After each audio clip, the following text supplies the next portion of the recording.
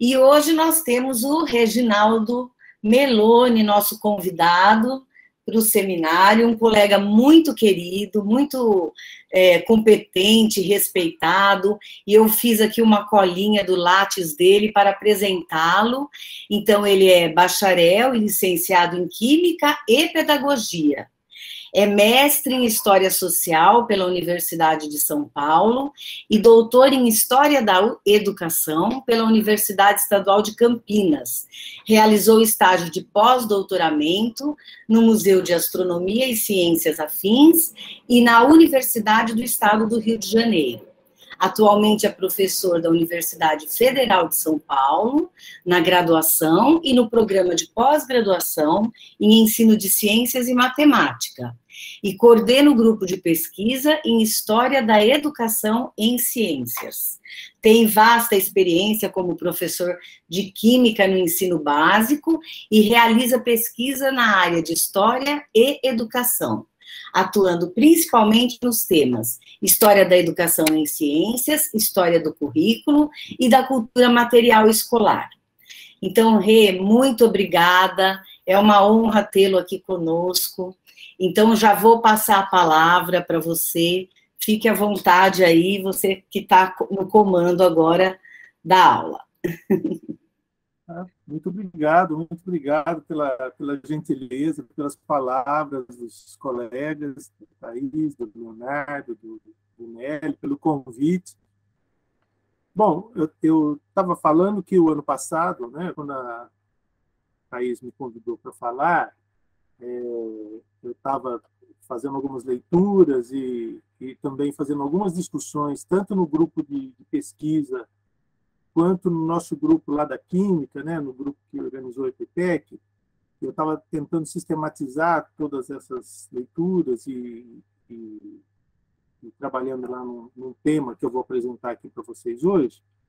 E fiquei feliz com a possibilidade de poder falar somente agora, em abril, né? Porque me deu tempo de sistematizar um pouco mais, organizar um pouco mais as informações que eu já tinha.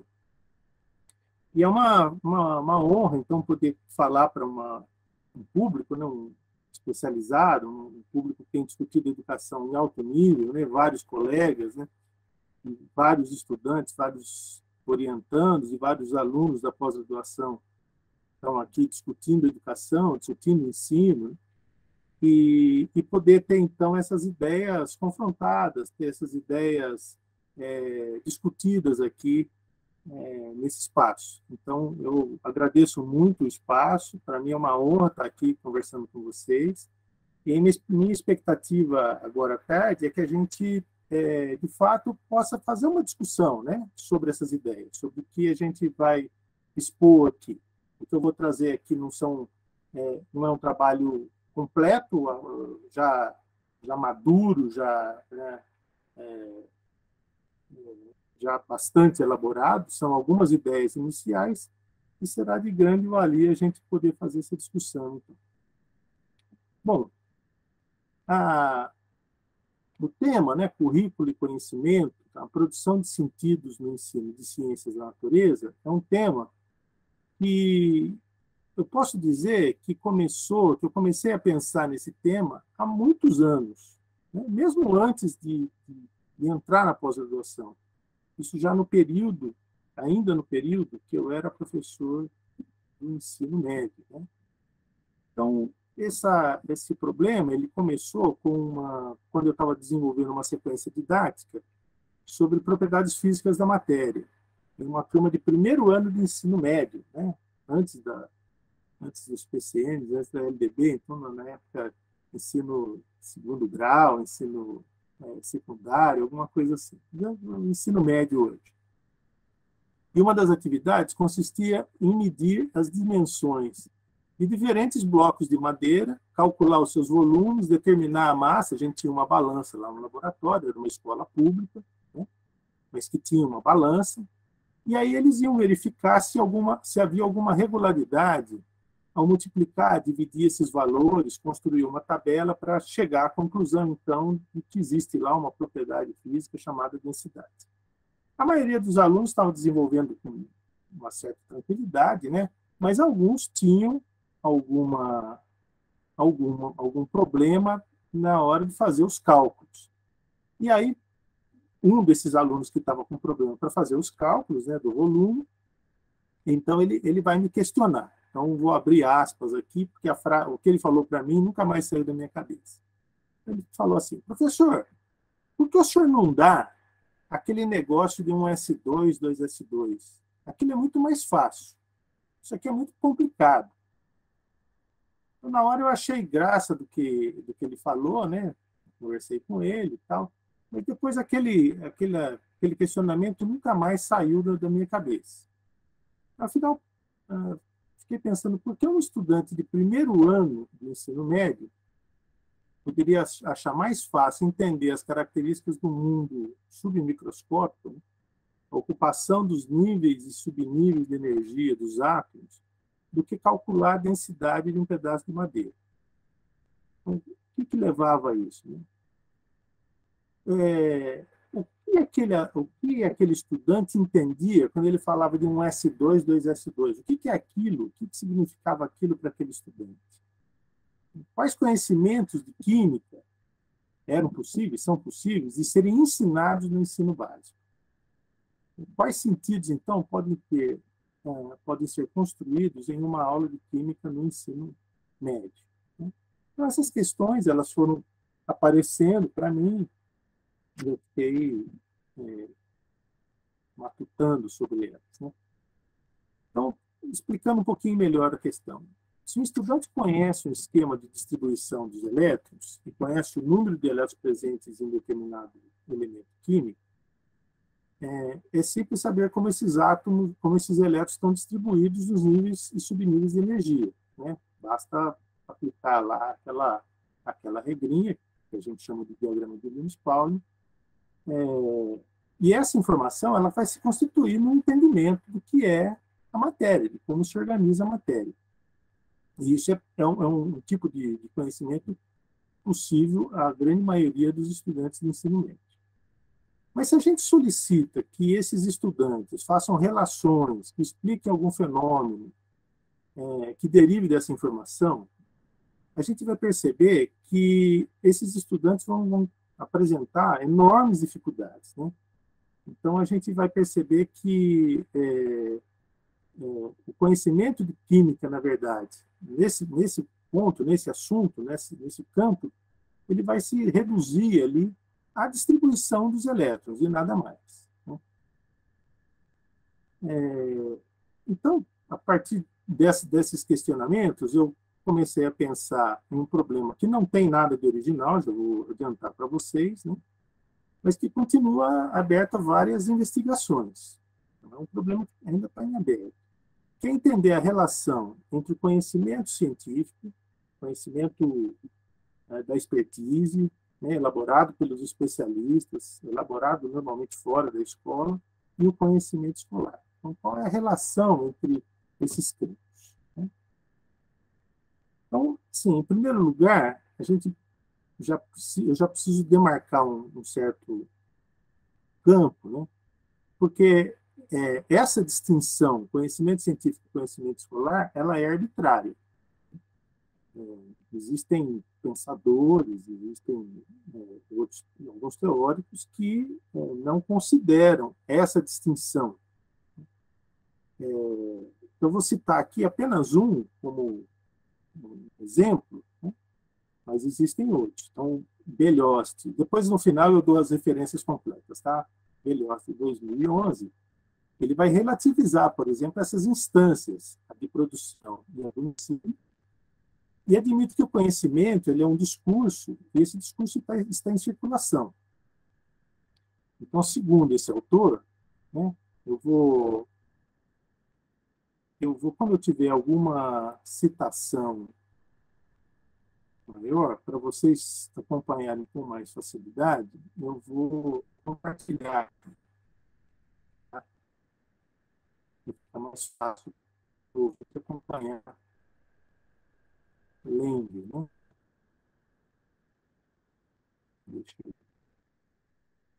eu aqui.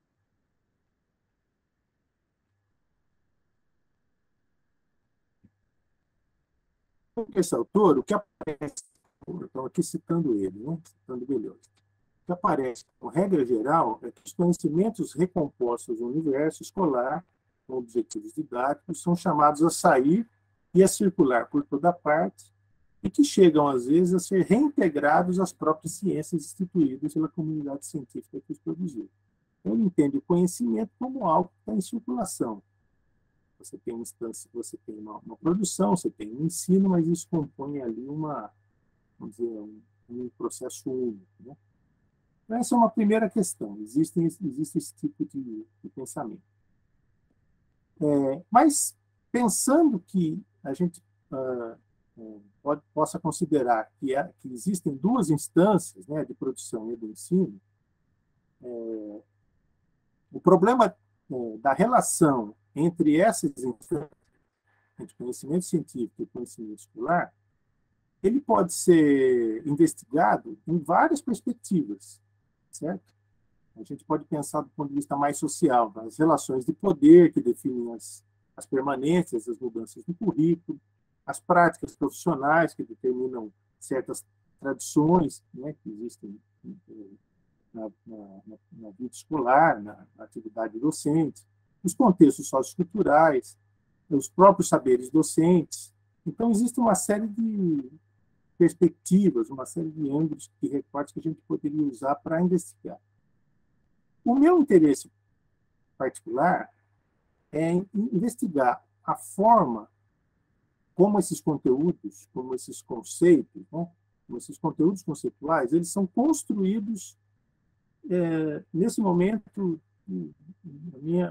Meu foco são os livros didáticos. Então, como eles são construídos nos livros didáticos. Então, o meu interesse não está nas questões sociais relacionadas às escolhas ou às relações de poder, mas nos sentidos que os conteúdos vão adquirindo no processo educativo. Certo? Então, esse é o meu problema, é caracterizar, entender melhor essa relação desse ponto de vista, do ponto de vista do sentido que os conceitos vão adquirindo nos livros didáticos, ou as potencialidades que eles têm nos livros didáticos.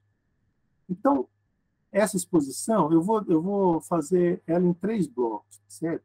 Então, na primeira parte, eu vou apresentar para vocês algumas teorias que tentam explicar esses processos pelos quais ocorrem essas relações entre conhecimento, que são os conhecimentos que são elaborados fora da escola, e os saberes ensinados na escola. E aí eu vou, do meu ponto de vista, claro, procurar demonstrar que todas essas teorias, elas estão baseadas no princípio de que a escola ensina algo que já está pronto, que já foi elaborado fora dela. Na segunda parte, eu vou apresentar algumas ideias de uma base teórica e metodológica que eu venho trabalhando, que eu venho tentando desenvolver, muito baseado nas ideias do Foucault, e aí eu vou explicar por quê, né? E depois, na terceira parte, eu vou apresentar 2 trabalhos, um pouco mais rápido e outro um pouco mais detalhado, para exemplificar um pouco as ideias que eu vou expor aqui. Então, em relação aos teóricos,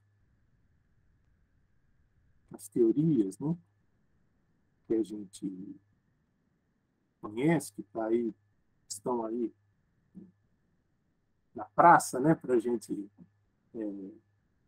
se alimentar delas, uma das mais influentes, né, uma das mais importantes, né, pelo menos para o ensino no Brasil, iniciativas, né, uma das mais importantes teorias a problematizar o currículo de ciências, ela foi liderada pelo psicólogo estadunidense Jerome Bruno, no final da década de 50. Né? Então, nesse período, rapidamente um pouquinho de história aqui, né, foi realizada uma conferência em Woods Hole com os objetivos de discutir e propor um ensino de ciências que promovesse, eu vou colocar para vocês. Então, estava falando da conferência de Woods Hole, né, liderada por esse psicólogo chamado Jerome Bruno. Então, o objetivo dessa conferência era propor um ensino de ciências que promovesse a aquisição pelos jovens estudantes de uma compreensão, isso estou citando o Bruno, tá? De uma compreensão cabal da substância e do método da ciência. É uma forma de pensar métodos e conteúdos em relação ao ensino de ciência. A obra que sistematiza essas ideias dessa conferência, ela está publicada em português, com o título de O Processo da Educação, e, assim, ele vai detalhar bastante, né, quais são as ideias, quais são as propostas, mas, vamos dizer assim, o que é a essência da proposta é que a ciência, o conhecimento, é um produto de especialistas, né, cientistas, especialistas, conhecimento da ciência, que pode ser ensinado com eficiência, também aqui abrindo aspas, de alguma forma intelectualmente honesta a qualquer criança em qualquer estágio do desenvolvimento. Então, essa era a proposta, essa era a ideia básica que sustentava, então, essa conferência. Então, aqui, o sentido do termo ensinado aqui é claramente o de transmitido, conhecimento que será transmitido. E isso não é surpreendente, porque o objetivo do encontro era encontrar formas eficientes de transmissão do conhecimento. Isso está escrito, né, nos documentos. E os conferencistas, né, quem participou dessa conferência, eles eram todos cientistas. Né? Cientistas homens, todos homens, e isso eu não tenho informações, mas eu estou supondo que eram brancos e héteros. Né?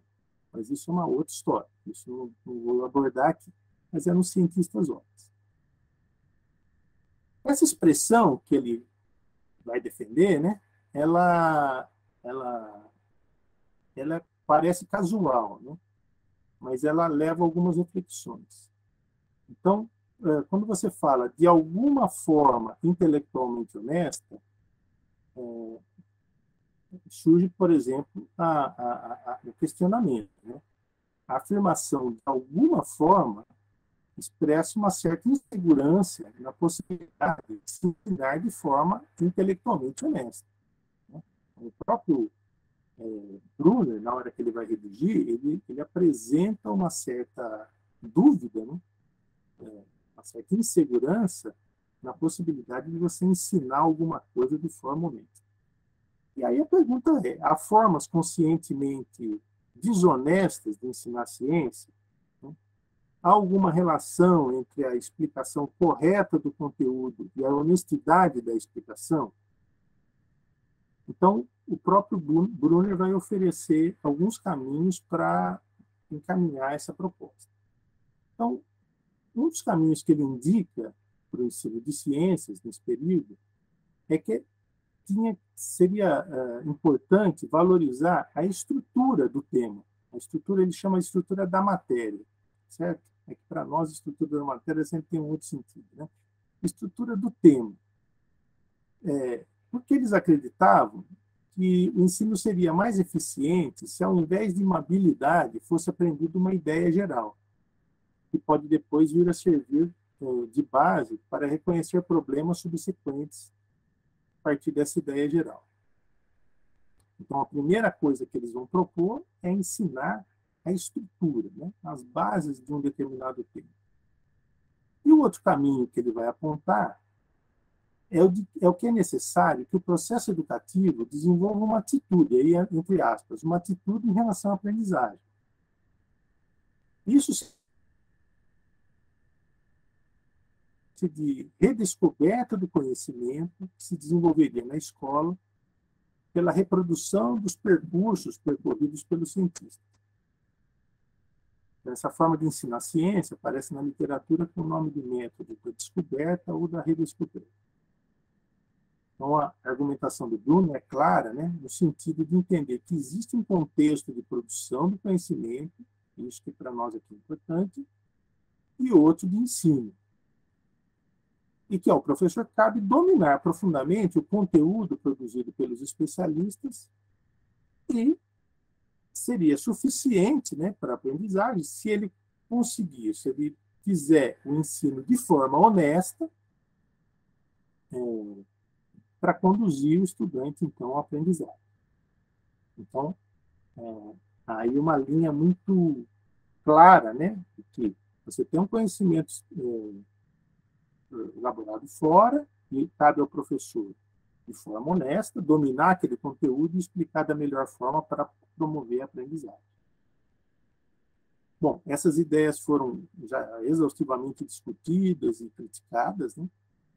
Mas elas mantêm uma influência grande, mantiveram por muitos anos, né, inclusive nas normas da educação brasileira, e eu suponho, né, a hipótese é que ela ainda está nas mentes dos educadores, dos professores brasileiros, sobre o que é ensinar ciência, como é ensinar ciência.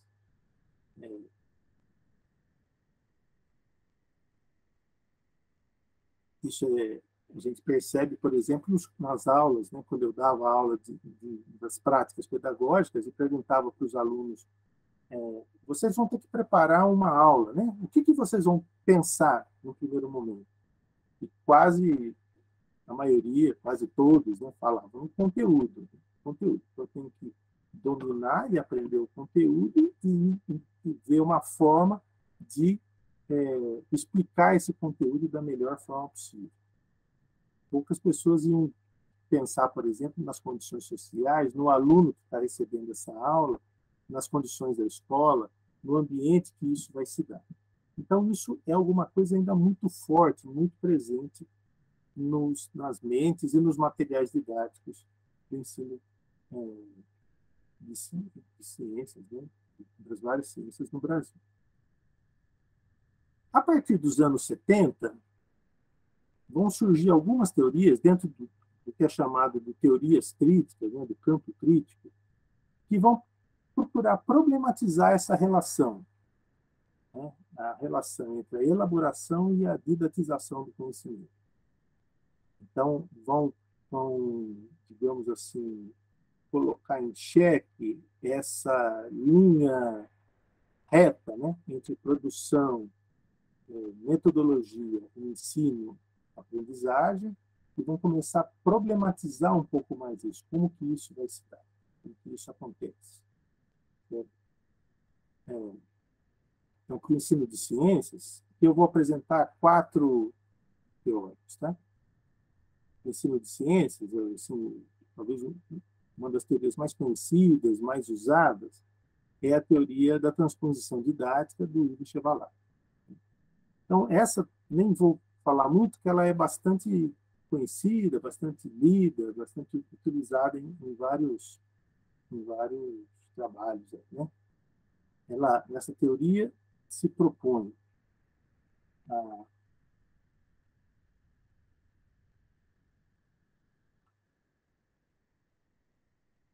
que há um conhecimento que é elaborado pelos especialistas, né? Que ele chama de saber sábio. Parte desse conhecimento é escolhido para ser ensinado, o saber a ser ensinado, e posteriormente é efetivamente ensinado, né? Então, saber a ser ensinado se transforma em saber ensinado, de fato. Então, nessa teoria, embora o Chevalier reconheça que existe um protagonismo do professor na execução do saber ensinado, né, na sala de aula, essa teoria também se apoia na ideia de que os saberes ensinados na escola são elaborados fora dela. Isso é muito claro, né? E que existe uma estrutura, existem etapas que que esse conhecimento vai passando, né, um processo que ele vai percorrendo até chegar na sala de aula. Por exemplo, ele chega a detalhar que esse conhecimento ser estado, por exemplo, numa instância, que ele, inclusive, denomina de noosfera, e indica, inclusive, quem faz parte dessa instância. Né? Os professores, os professores mais engajados, os professores mais experientes, né? Os membros da comunidade, da sociedade, que vão fazer parte, então, dessa noosfera, dessa instância que ele tentar saber essas etapas de forma muito estruturada para chegar, sair do saber sábio e chegar no saber ensinado na sala de aula. Essa é uma teoria. Né? Uma outra que procura explicar essa relação, ela é formulada por um teórico chamado Bernstein. Então, nesse caso, a teoria está baseada na ideia de que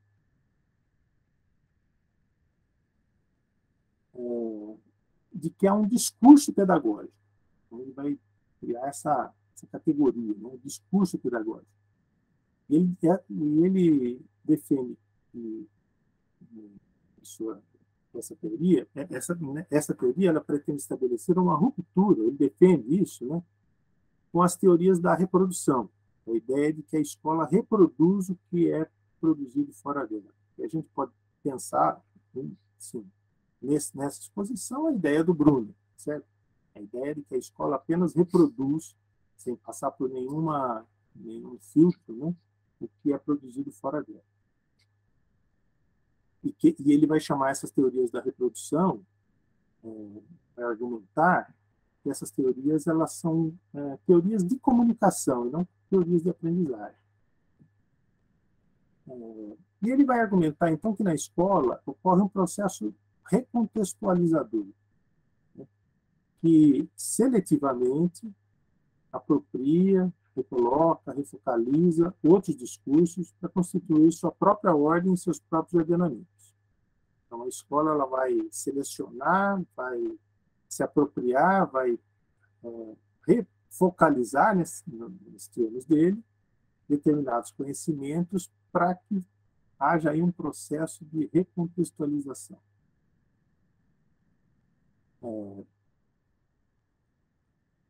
Então, ele vai dizer que a instância de elaboração do conhecimento, ele vai definir como o impensável. Né? É um termo que ele usa, o impensável. É a instância em que a ciência produz o conhecimento. A ideia do impensável é porque ela vai produzir conhecimento a partir da inexistência do conhecimento. Né? A ciência produz mesmo o conhecimento. E o discurso pedagógico é classificado como pensável, certo? Entre aspas, pensável. Uma vez que ela parte do conhecimento já dado, né? O conhecimento científico, que é elaborado fora da escola, para ser recontextualizado na escola. Então, citando aqui o Bernstein, ele vai dizer que o dispositivo tenta controlar o impensável, o dispositivo, quer dizer, a educação, né, no discurso oficial, a fim de manter uma dada distribuição de poder. Veja que a teoria dele está muito relacionada com a questão social, né, a questão sociológica de distribuição de poder. Ele o faz através de suas regras distributivas, as quais regula aqueles que têm acesso aos locais onde o impensável pode ser legitimamente pensado. Então, as regras vão regular a atividade do impensável, ou seja, da educação, através de regras recontextualizadoras, que constroem o pensável, através de seus agentes e através de regras avaliativas que moldam o adquirido.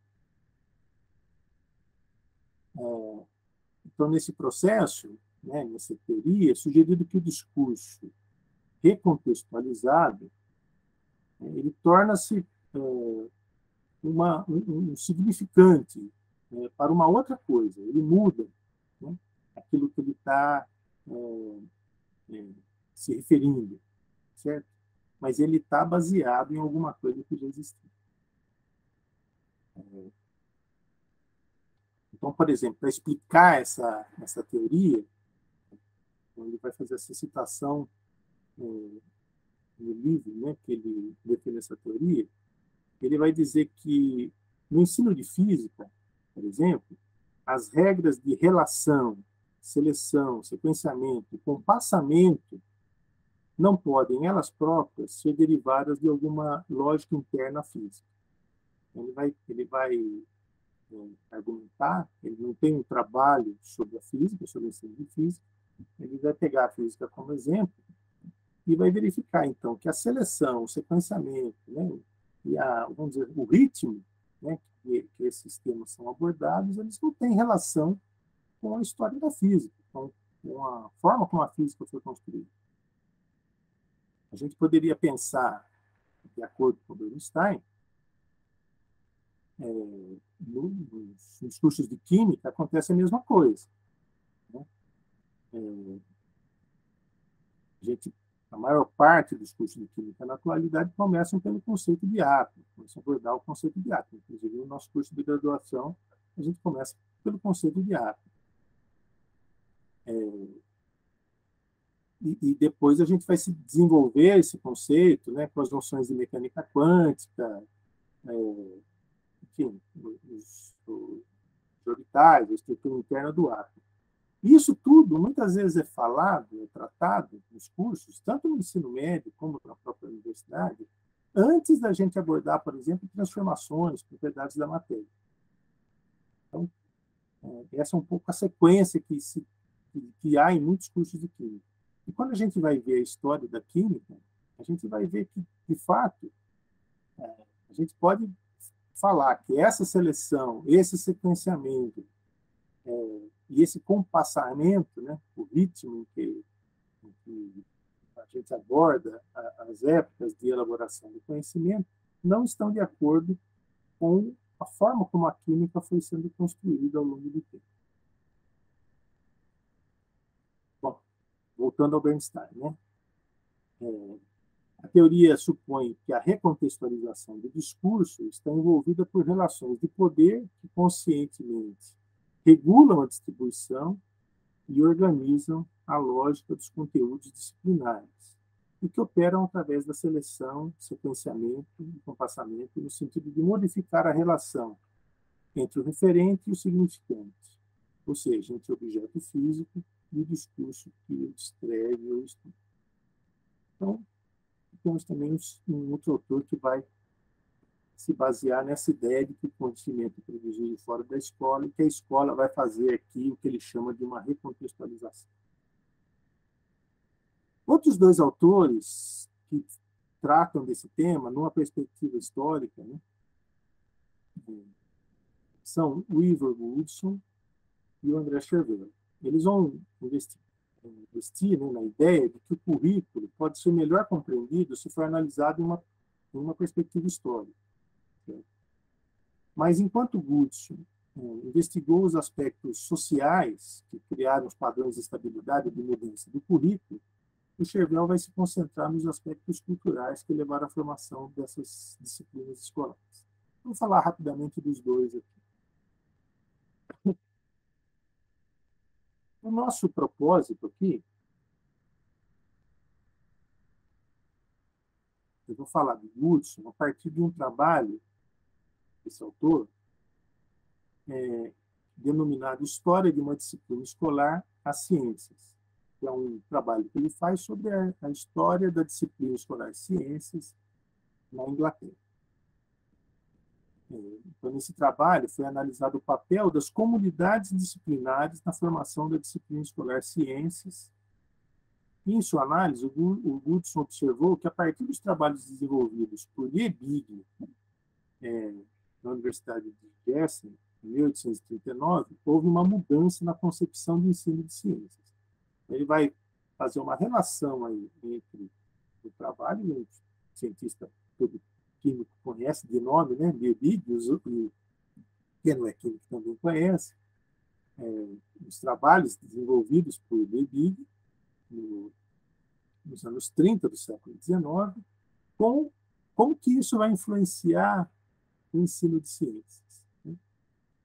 Em primeiro lugar, ele argumenta que passou-se a aceitar que a universidade deveria definir o que é a ciência, que isso antes dos anos 30 do século XIX não era assim. Que diria Big, a universidade passa a definir o que é ciência. E, em segundo lugar, o tipo de ciência que passou a ser valorizado na escola e na universidade foi a ciência laboratorial, a ciência laboratorial pura. Porque antes desse fenômeno, dessa mudança, você tinha muito a ideia da ciência da observação da natureza, né? E a partir de Levi, então, que é um trabalho experimentalista super conhecido, a ciência valorizada é a ciência laboratorial pura. E, em terceiro lugar, essa concepção de ensino de ciências, ela passa a ter um grande apoio do governo. Então, esse é o estudo que ele faz sobre o ensino de ciências na Inglaterra. Então, ele vai chegar à conclusão que, ao longo do século XIX, o ensino de ciências passou por uma transformação profunda de estudo da natureza com objetivos utilitários para uma ciência laboratorial com objetivos acadêmicos, em função não de uma mudança intrínseca do objeto de investigação, mas das relações de poder que a ciência está envolvida. Então, aqui esse estudo, esse trabalho, ele vai elaborar uma teoria demonstrando, defendendo, como que as relações de poder vão definindo o que deve ser o ensino de ciências na escola. Bom, esse trabalho que eu citei, do Goodson, ele é um trabalho antigo, ele é um trabalho dos anos 90. Né? Em trabalhos mais recentes, o Goodson, por exemplo, estou citando aqui um de 2016, que é esse que está projetado aqui, certo? Ele vai avançar um pouco, ele vai tornar um pouco mais complexa a sua teoria, propondo uma noção que ele vai chamar de refração. Essa refração digamos assim, a ideia da refração que vem da física mesmo, né? Então, você tem mudança do ângulo, né? Quando você tem quando você muda a luz, ela atravessa ambientes distintos, certo? Então, é um pouco essa a ideia do Goodson. Então, você tem a mesma sombra, a mesma imagem, mas com um sentido um pouco diferente, né? Uma orientação um pouco diferente. Ele vai usar essa ideia da refração para explicar um pouco como acontece o ensino na escola. Então, ele vai dizer o seguinte, que a refração exige explorações do supra, né? Macro e nacional, movimentos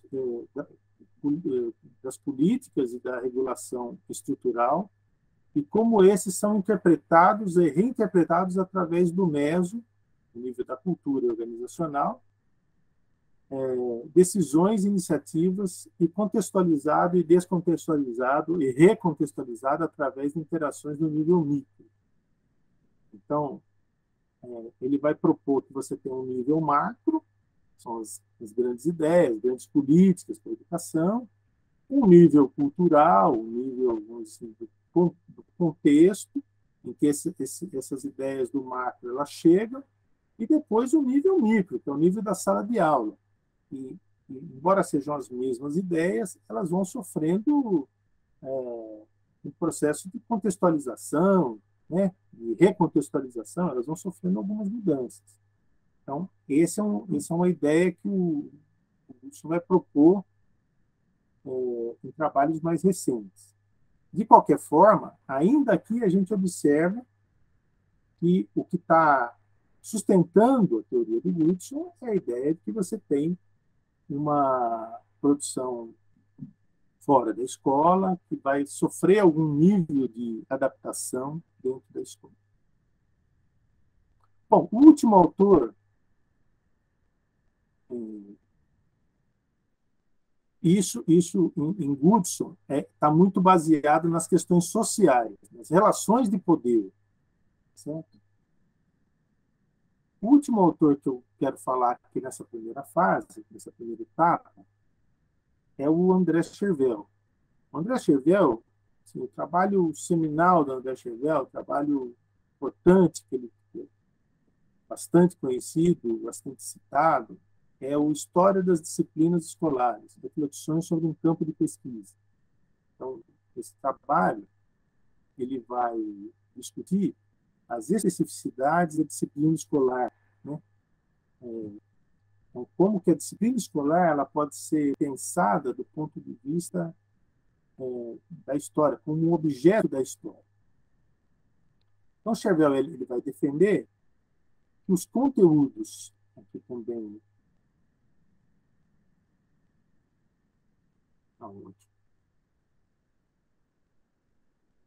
de ensino, eles são concebidos como entidades sui generis. Então, ele vai dizer, os conteúdos eles são algo específico, né? E eles são formados a partir das ciências, das artes, da língua, da pedagogia. Então, há uma combinação de coisas que forma a disciplina escolar, ou formam os conteúdos de ensino. Então, a combinação desses elementos daria à disciplina escolar e aos conteúdos escolares um caráter único, que não poderia ser reduzido nem ao conhecimento especializado e nem às técnicas de ensino. Então, ele faz aí uma defesa que você tem um conhecimento original na escola. Né? O fato de você misturar e fazer cruzar vários movimentos da língua, das artes, das ciências, da educação, forma, então, um conhecimento específico. E esse conhecimento específico comporia, então, faria parte, né, da disciplina escolar. E isso que justificaria, por exemplo, a ideia de que a disciplina escolar ela pode ser analisada como um objeto específico, como um objeto histórico. E aí, por isso, ele vai defender que a disciplina escolar ela pode ser analisada, ela deve ser analisada do ponto de vista da sua gênese, então, como a escola começa a produzir a disciplina, a partir da sua finalidade, então, para que serve a disciplina escolar, né? As finalidades sociais que tem a disciplina escolar, e a partir do seu funcionamento, quer dizer, como operam as disciplinas escolares.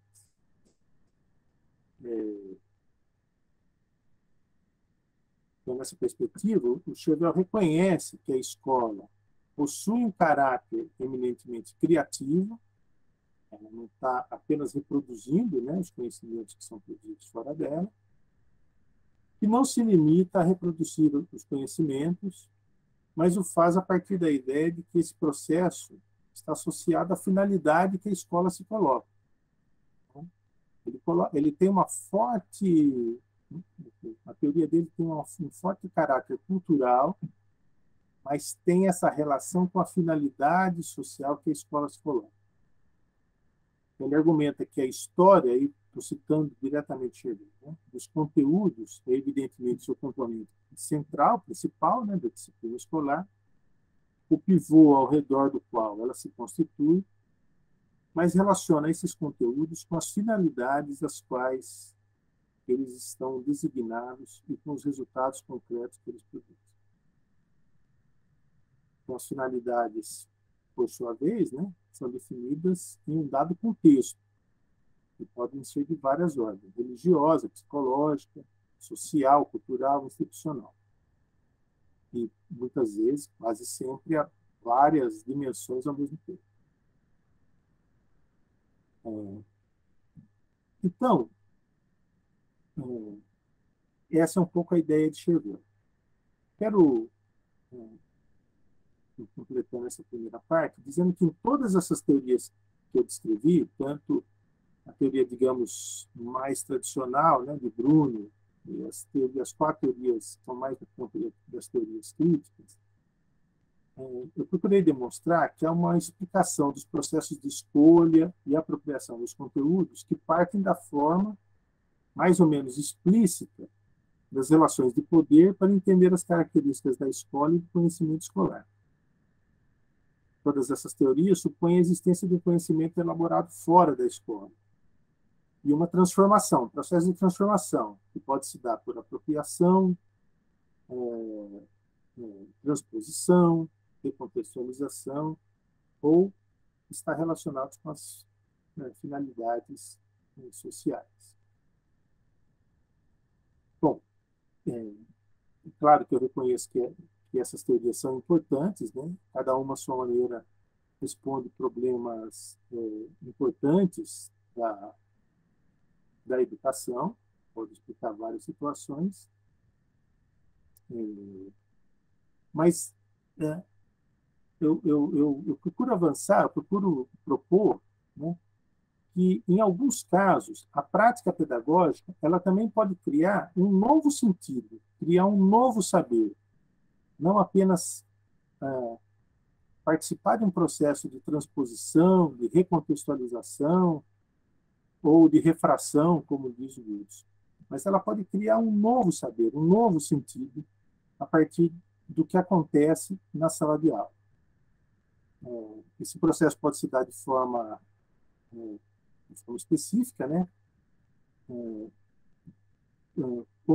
um determinado tema. Então, não estou dizendo, não estou afirmando que isso acontece de uma forma geral. E, nesse sentido, o meu interesse é entender quais os sentidos, quais as situações, né, potenciais que os conteúdos contidos nos livros didáticos podem promover esses novos sentidos, né, esse novo saber. E, para isso, eu estou considerando o currículo uma perspectiva discursiva e como produto de um processo histórico. Então, são esses dois pontos que eu quero me apoiar para poder aqui caminhar para um outro ponto. E, para testar essa hipótese, né, os discursos pedagógicos serão interpretados em seus detalhes com os objetivos de, primeiro, caracterizar os sentidos que esses discursos promoveram e, segundo, verificar as transformações operadas nesses discursos. Então, agora eu vou passar para uma segunda parte, né, da exposição, e ela vai procurar indicar algumas bases, né, alguns pontos de apoio que eu vou usar para depois apresentar os trabalhos finais, né? Então, essa segunda parte, estou chamando aqui de bases teóricas e metodológicas, alguns apontamentos, tá bom? Então, a justificativa para a escolha da análise do discurso pedagógico se deve ao fato de que a educação é uma atividade essencialmente discursiva, certo? Enquanto a produção do conhecimento científico se vale também de discursos, né, mas de experimentos, observações, modelos matemáticos, na educação, todas essas operações são reduzidas ao discurso. E esse aspecto, né, esse caráter discursivo, ele fica muito mais evidente quando, por exemplo, o tema a ser ensinado exige um grau de abstração elevado, como, por exemplo, as características da estrutura atômica. Então, nesse caso, todas as propostas pedagógicas são essencialmente discursivas. O Bachelard, ele já apontou esse tema e argumentou como as palavras podem ser perigosas, né, no ensino de ciências, pois elas também podem ser usadas como metáforas. E as metáforas podem seduzir a razão, segundo o Bachelard, entre aspas. E elas podem se tornar também um obstáculo epistemológico ao conhecimento. Então, segundo o Bachelard, o perigo das metáforas imediatas para a formação do espírito científico é que nem sempre são imagens passageiras, levam um pensamento autônomo, tendem a completar-se, a concluir-se no reino da imagem. Fecha aspas. Então, o Bachelard ele tem uma preocupação muito grande que o discurso possa se tornar um obstáculo epistemológico, né? A forma como o discurso é usado. E ele usa como exemplo a noção de poros, como que a noção de poros ela aparece como uma propriedade fundamental da matéria.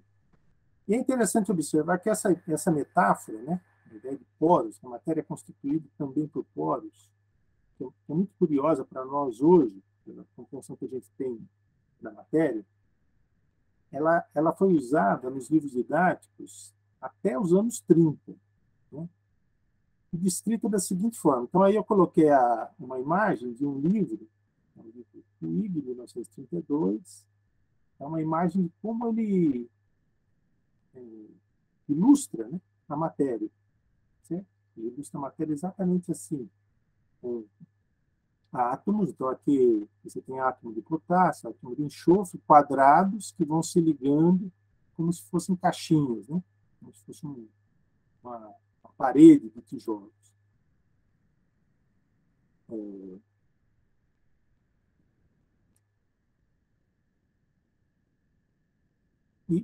Vai então fazer a seguinte descrição, né? As partículas dos corpos não estão imediatamente unidas umas às outras, senão que deixam entre si espaços chamados poros reais. Isso é o que está escrito no livro didático. Tá? E, além disso, trazem uma distribuição especial que constitui sua estrutura mecânica. Entre as moléculas há também espaços denominados poros físicos. Moléculas aqui ele está pegando não a noção que a gente tem de molécula hoje. Né? A estrutura das moléculas chama-se estrutura molecular. Isso aqui está no livro didático dos anos 30. Né? Esse exemplo leva a pensar sobre os motivos que justificam que, mesmo após a elaboração dos modelos atômicos, né, os trabalhos de Thomson, de Rutherford, da mecânica quântica, tudo bem, ainda estava no seu início, né? Ainda se explicava a matéria a partir da noção de poros. E sobre os sentidos que foram produzidos sobre a estrutura da matéria a partir dessa noção, sobre os reflexos dessa explicação na formação do estudante, sobre os motivos da sua longevidade como teoria explicativa da estrutura da matéria. Então, eu estou pegando isso como um exemplo para a gente ver como que uma noção de pós, que tipo de sentido que essa noção pode ter promovido nos estudantes dos anos 30, apesar de você já ter teorias, modelos atômicos muito desenvolvidos. Eu estou pegando isso como um exemplo.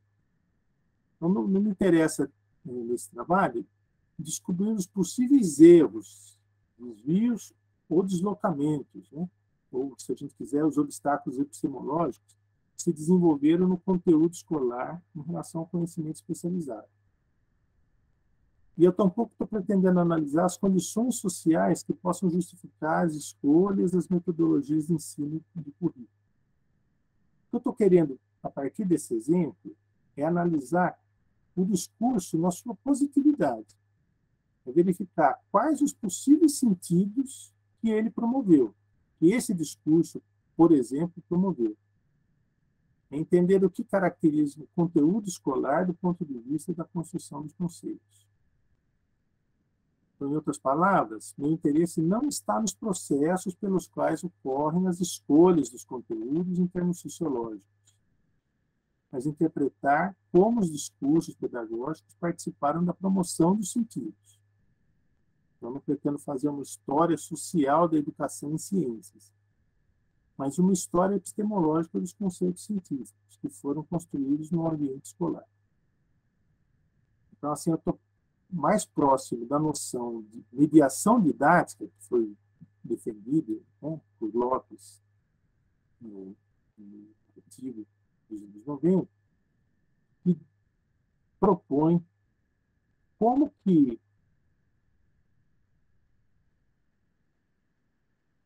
o discurso participa de um processo de constituição de uma realidade através de mediações contraditórias, de relações complexas, não imediatas, com um profundo sentido de dialogia. E como que eu vou estudar isso? Como que eu estou propondo estudar isso? Né? Eu fui procurar, né, fui me apoiar nas ideias do Foucault, especialmente na primeira fase do Foucault, fase que é chamada de fase arqueológica. Então, o interesse por Foucault ele se justifica pela premissa de que o conhecimento escolar tem um caráter discursivo histórico. Dimensões caras dos trabalhos desse autor. Esse autor não em relação à educação, tá certo? Em relação, por exemplo, às obras História da Loucura, Nascimento da Clínica, que ele vai propor lá, por exemplo, como que a loucura era percebida, como que a loucura era percebida através dos discursos, né? E como que a clínica também foi entendida, claro, o sentido que se dava à ideia de clínica, né? E como que isso foi se transformando ao longo do tempo. Então, o caráter discursivo, né, do currículo, no sentido de que todos os conteúdos pedagógicos passam por um processo de releitura baseado essencialmente nos diversos movimentos discursivos que perpassam a escola.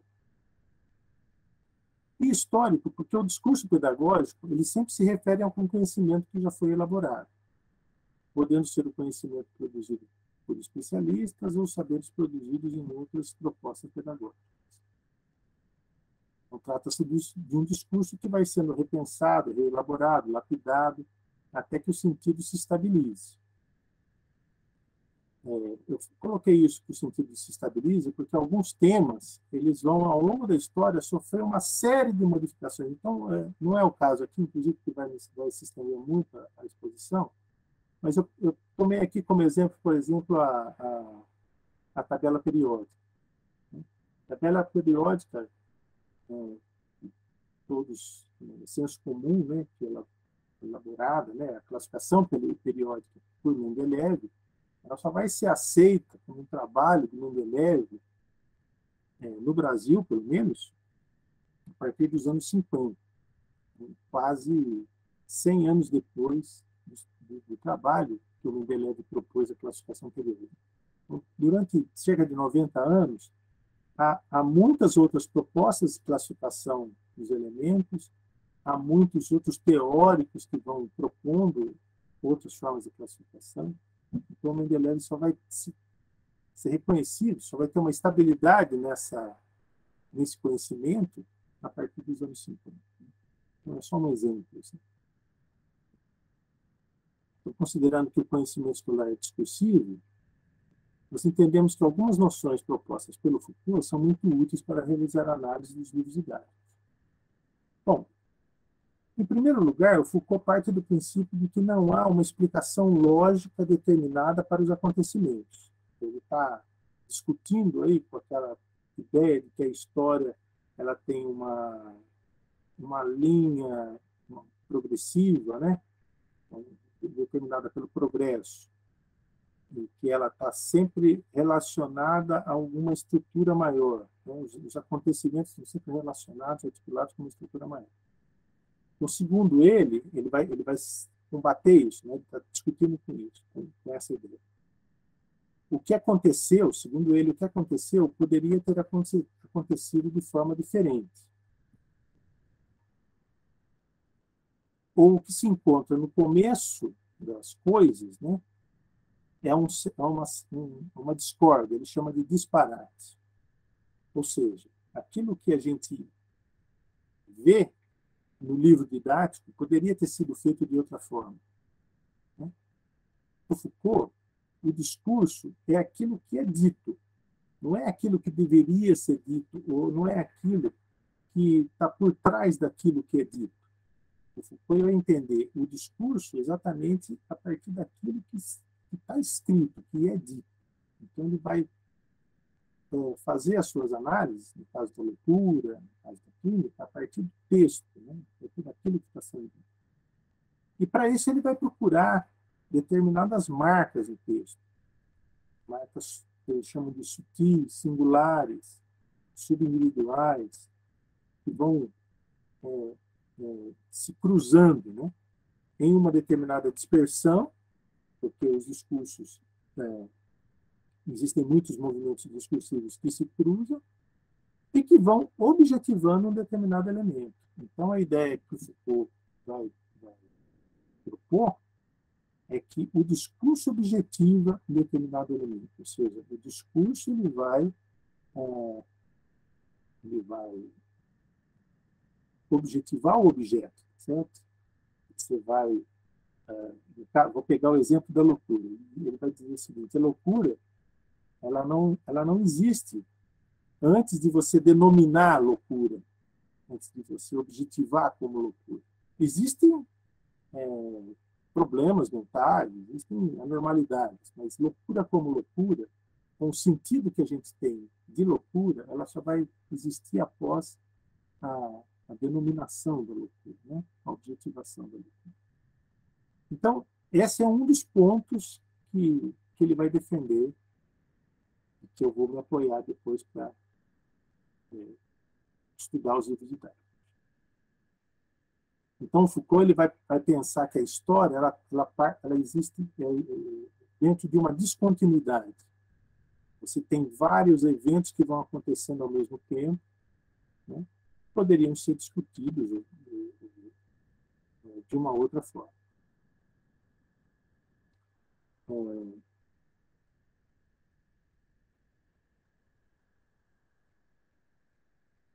Bom, a partir, então, dessas duas ideias, de que existem discursos discursos sutis, existem os discursos que vão sendo elaborados na escola, na construção dos livros didáticos, que poderiam ser diferentes, e que esses discursos vão objetivando determinados objetos, determinadas ideias, determinados conceitos. A partir desses dois pontos é que eu vou olhar para o livro didático, certo? Então, novamente, tentando aqui delimitar o que eu estou propondo, né? Minha perspectiva, né? Na minha perspectiva, a investigação sobre o ensino de ciências não teria como objetivo a compreensão da história do conceito científico, né? Nem a história do ensino das ciências, a história das relações e dos meios, mas a história da objetivação dos saberes escolares, como que esses saberes vão sendo objetivados, a história dos discursos e das possibilidades de promoção de determinados sentidos. Só reafirmando que o objetivo, então, é de entender os possíveis sentidos que foram promovidos pelo currículo e que, no fim das contas, né, para a grande maioria dos jovens que vão sair da educação média, é o que vale, tá certo? É o que vale. É esse sentido que ele saiu, foi construído e que ele saiu da escola. É isso que está valendo para a vida dele. A maioria, a imensa maioria dos jovens não serão químicos, físicos ou biólogos, né? Ou serão uma das coisas, um dos três, tá certo? Então, aquele sentido, aquela ideia que ele tem de determinados conceitos, de determinadas leis da natureza, é isso o que vai contar para a vida dele, né? E é esses sentidos, essa forma de produzir os sentidos, né, que eu fui buscar, então, que nós fomos buscar, os trabalhos que eu vou mostrar, eu não fiz sozinho, eu vou mostrar para vocês, nos livros didáticos. Então, eu quero mostrar para vocês dois trabalhos. Um vai ser o caso do ensino da produção de gás cloro. Esse trabalho ele foi escrito por mim e pela professora Alice Casimiro Lopes. Ele se intitula Produção de Sentidos pelas Imagens e Livros Didáticos de Química. Ele está publicado na Ciência e Educação. Então, esse trabalho ele está... Vocês têm acesso imediato. Eu vou meio que passar mais rapidamente por ele, certo? E um outro trabalho que foi elaborado por mim e pelo professor André Bianco, uma parte de vocês conhece também, que é do nosso programa, do nosso curso. Esse trabalho ele se chama As Representações e Diagramas de Níveis de Energia dos Elétrons em Livros Didáticos de Química. Nós estudamos os livros dos anos 60. Esse trabalho aqui, a gente estudou livros desde os anos 10 até os anos 60. E esse trabalho a gente se concentrou nos anos 60. Esse trabalho ele está para ser publicado, ele está aprovado, está no prêmio, está para ser publicado, né? Esse trabalho eu vou discutir um pouquinho mais com vocês e espero que até o meio do ano a gente tenha o texto para poder consultar. Tá?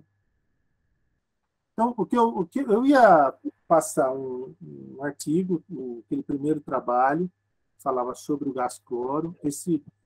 Depois a gente, se der, eu passo, se não, vocês consultem, esse artigo está publicado já.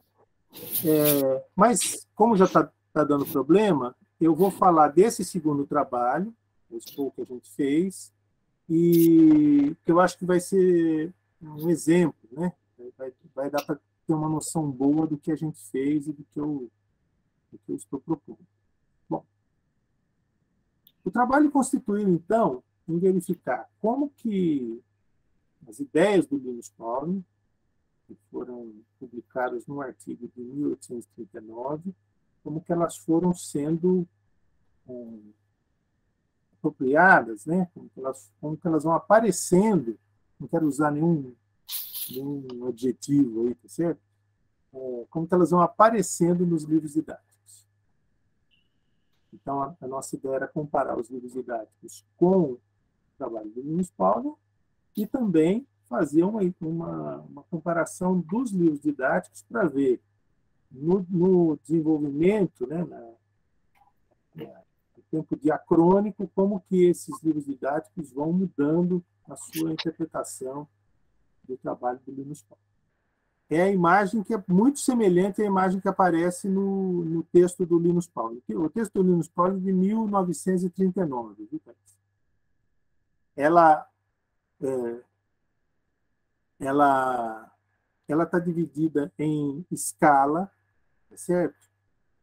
Escalas, tanto nos níveis, então do nível 1 para o nível 2 é uma distância maior, de 2 para 3 diminui um pouco, então tanto nos níveis quanto nos subníveis. A gente percebe, por exemplo, que a escala, que é uma escala bem definida, se a gente pegar o nível 1, 4, entre o 4P e o 3D, que é o que fala a teoria, né? Essa imagem ela é chamada de esquema de níveis de energia, então ela não é chamada de diagrama, daqui a pouco a gente vê por quê. Os orbitais eles são representados por bolinhas, e o orbital com menor nível de energia ele está na parte inferior, é um pouco o senso comum, né? Você tem 1S, 2S, aumentando a energia conforme sobe. Isso está num livro do início dos anos 60, a edição que a gente consultou é de 73, mas ele aparece no início dos anos 60. No segundo livro, ele tem uma imagem muito semelhante. Muito semelhante. Você está em escala, ele tem lá uma indicação de que a energia está aumentando. O que você tem nos níveis maiores, a partir do nível 4, 5, é a escala de subníveis que está um pouco confusa ali. É tudo mais ou menos na mesma reta. Mas é só isso que tem de diferente. Mas você ainda tem algo muito semelhante. O objetivo do Pauling, com essas imagens, era discutir a estrutura do átomo. Certo? Como é que é o átomo, como é que está distribuindo a energia, os orbitais, os níveis de energia no átomo. Então, esse era o objeto, era o objetivo do desenho. A imagem. Aí a gente já começa a ver uma figura um pouco diferente. Isso já vai aparecer no livro de 67. De cara, a gente percebe que os orbitais já são representados como quadrados, quadradinhos. Isso não é à toa, está muito relacionado à ideia, que é muito forte na química, de que o orbital é um local, um espaço em que é ocupado pelo elétron, e não aquela ideia da nuvem eletrônica, da energia que prevalecia no trabalho do Pauling. Então, aqui a ideia, muita ideia do espaço ocupado, e em alguns livros há uma associação entre o orbital e as casinhas de pombo, certo? Orbitais como casinhas de pombo, orbitais como espaços para serem ocupados. Então, por isso aqui você tem quadradinhos ao invés de bolinhas. Você não tem mais as escalas, porque já não importa muito aqui a ideia da compreensão da energia.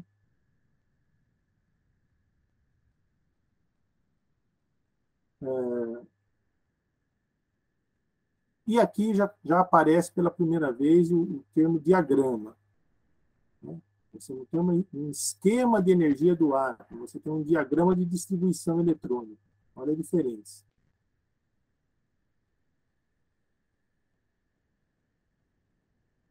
Vocês estão ouvindo? Sim. Sim. Tá ótimo. Aqui, nesse livro de 68, a gente vê uma imagem muito confusa.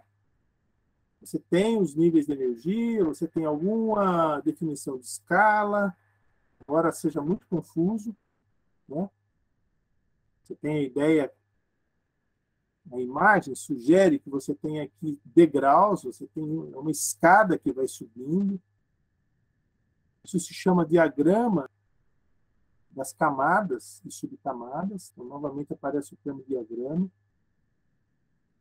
Então, vai havendo novamente aqui um distanciamento da interpretação do átomo para a ideia de que você tem que ter um instrumento para a distribuição dos elétrons. Isso começa a ficar bem claro aqui. Esse é um desenho que aparece em outro livro de 68, é um livro do Safiotti, um livro que foi bastante importante na sua época, mas que, vejam, o nível mais baixo de energia, que antes era na parte inferior do desenho, agora aparece em cima. Então, você tem um S, 2S, e vai descendo. Então, aqui você já tem uma outra ideia, outra finalidade para essa imagem. Certo? Acabou completamente a noção de escala, de níveis de energia. Você só tem a ideia de nível de energia. Se a gente pensar numa reta média aqui, era uma reta na diagonal, né? Tem uma diagonal descendente. A única ideia é que você tem aí energias diferentes. Você perdeu completamente aquela ideia mais clara de níveis de energia. E isso vai concluir, né? Chegar num ponto em que você tem esse diagrama que a gente conhece, a mais forte aí nas nossas mentes, né? Nos livros didáticos, é chamado diagrama de Linus Pauling hoje. O Linus Pauling nunca propôs algo semelhante a isso. O livro fala que propôs, o livro fala textualmente, Linus Pauling propõe um diagrama para facilitar a distribuição de elétrons. Não tem escala, o nível 1S está na parte superior, e essa imagem ela é usada, né, para fazer a distribuição dos elétrons, a ocupação dos orbitais pelos elétrons. Então, o que a gente tem aí? A gente tem uma mudança total, né, radical, dos objetivos, das finalidades, do sentido que era dado para o esquema de níveis de energia, tanto no trabalho de Pauling como nos primeiros livros didáticos, e em 10 anos você teve uma transformação desse sentido. Certo? Então, quais são as conclusões que a gente chega? Nos casos investigados, e aí eu estou me referindo também ao trabalho lá do gás cloro que eu não consegui apresentar para vocês. Foi verificado um distanciamento grande entre o conhecimento científico e os saberes escolares. Isso já de cara mostra os limites das teorias baseadas, das teorias baseadas na racionalidade técnica, as teorias do Bruni, por exemplo.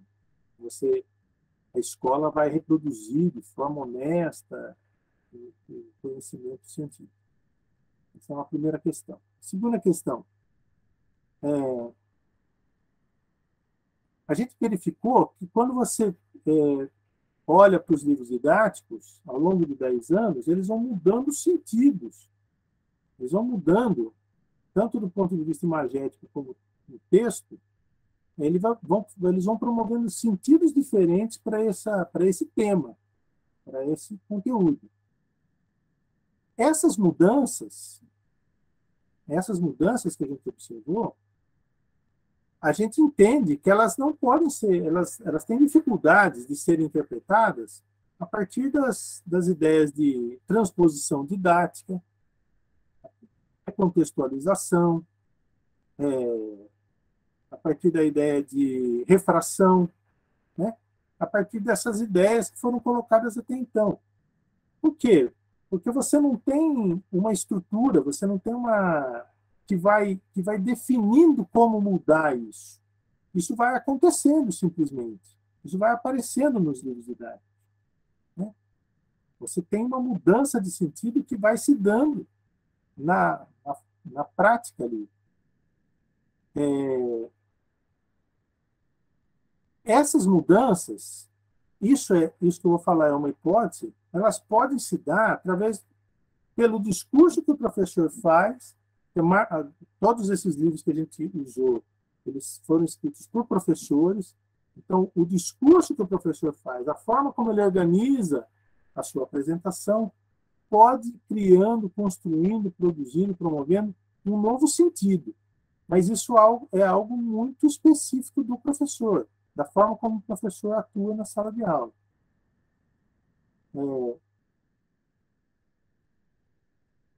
Então, a ideia de que o professor tem um protagonismo muito maior do que o que a gente normalmente atribui, né?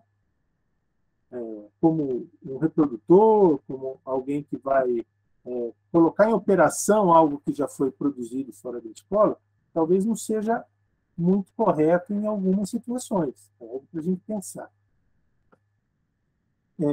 Então, eu quero concluir a fala retomando o comentário que aquele ex-aluno fez, que eu falei no começo da exposição, e que, infelizmente, eu jamais vou saber quem é esse aluno, porque eu não me lembro mais do nome dele, e ele também não vai se lembrar que falou isso para mim em uma aula, e, enfim, isso vai ficar, né, para a história. Mas o comentário que ele fez sobre a distribuição dos elétrons dos níveis, subníveis. Depois de muitos anos, hoje eu entendo que o esquema de energia, ou o diagrama de Linus-Pauling, tinha para esse estudante um sentido de um jogo, de uma brincadeira, que ele dominava porque só tinha que acertar os números. Então, para aquele estudante, naquele momento, o sentido atribuído por Linus-Pauling, o esquema de energia, era completamente ignorado. Ele não fazia ideia que o Pauling tinha proposto. Mas ele provavelmente tinha conhecimento sobre a forma correta de distribuir os números, né, os elétrons, nos orbitais. E é possível que, com esse conhecimento, ele tenha tirado boas notas em algumas provas, né? Pode ser que tenha passado em concursos, pode ser que tenha passado em vestibular, inclusive. E hoje até seja um especialista nesse assunto, não sei, pode ser um cientista, pode ser um físico, especialista em mecânica quântica, não sei. Mas naquela época ele não dominava essa teoria, né? E eu às vezes me pergunto, será que isso teve alguma importância? Será que isso tinha alguma importância na vida dele? Ele conhecia um determinado conhecimento que foi útil para ele em uma determinada época. Esse conhecimento estava distante daquilo que o Paulo me propôs. Mas isso teve alguma importância? Eu, eu, eu me pergunto, eu acho que não. Mas eu me pergunto, acho que isso é uma coisa para a gente pensar juntos, com professores, educadores, ciências. Ok? E com isso eu encerro.